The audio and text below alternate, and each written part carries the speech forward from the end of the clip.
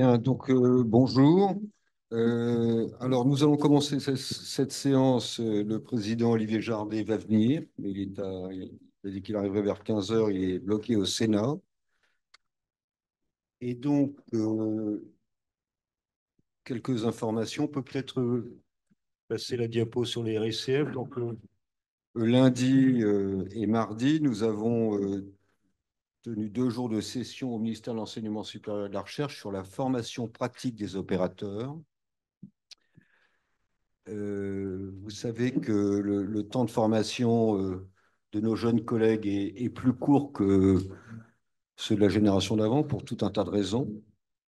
Et puis, on vient de mettre en rapport les besoins avec les moyens. Donc, avec les jeunes chirurgiens, nous avons tenu 2 jours de réflexion. L'Académie a produit un rapport de 250 pages sur le sujet qui est à votre disposition sur le site Internet de l'Académie. Et ces journées se sont tenues en présence du directeur de cabinet du ministère de l'Enseignement supérieur et de la Recherche. Le ministre lui-même est au Maroc avec le président, le directeur de cabinet du ministre de la Santé, le président de la conférence des doyens, le président de l'Académie des sciences et d'autres personnes concernées. Voilà, ainsi que Bruno Bonnel, président de qui est directeur du SGPI, un organisme de Matignon qui est chargé de distribuer 50 milliards d'euros dans le cadre de France 2030, dont 7 milliards pour la santé. Et l'idée de l'Académie, c'est d'obtenir un budget pour les écoles de chirurgie, qu'elles se restructurent, enfin qu'elles ne se restructurent pas, qu'elles se structurent, et qu'elles puissent rendre des services de façon hiérarchique à l'échelon national, enfin bref, qu'elles s'organisent. Voilà. Alors, comme si ça ne suffisait pas, nous tiendrons le mois prochain 2 jours et demi sur la chirurgie 4.0, dont on vous reparlera.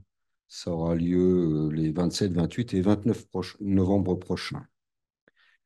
Alors, statutairement, nous devons faire le compte-rendu de la séance précédente. Je vais vous la lire.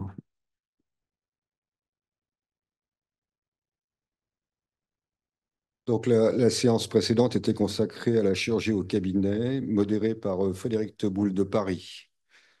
Dans son introduction, il a précisé que par rapport au gold standard de la chirurgie ambulatoire, la chirurgie au cabinet est E-cube, expérience patient, économique, écologique, soit au sein d'un établissement, soit totalement indépendant, pour des patients sélectionnés. Henri Jean-Philippe de Paris, situation actuelle et bénéfices attendus.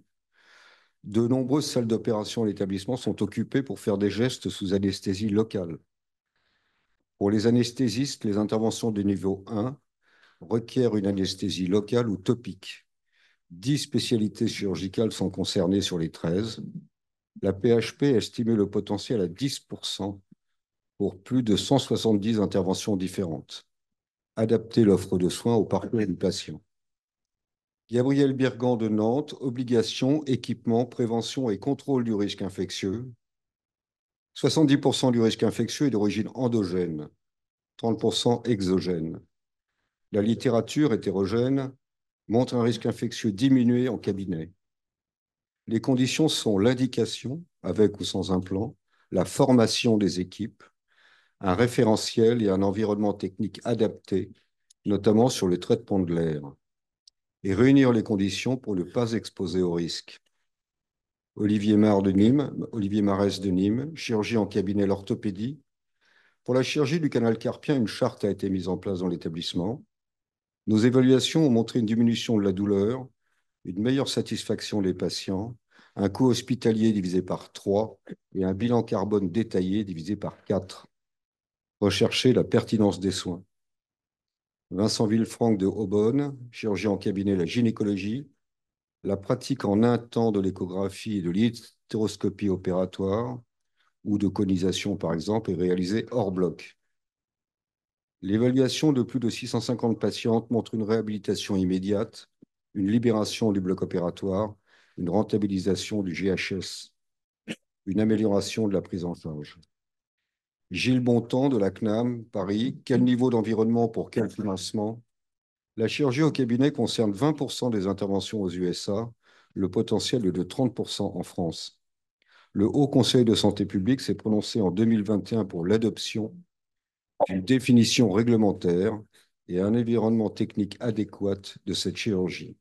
Mettre en place un cadre réglementaire. Je vous remercie pour ce compte rendu.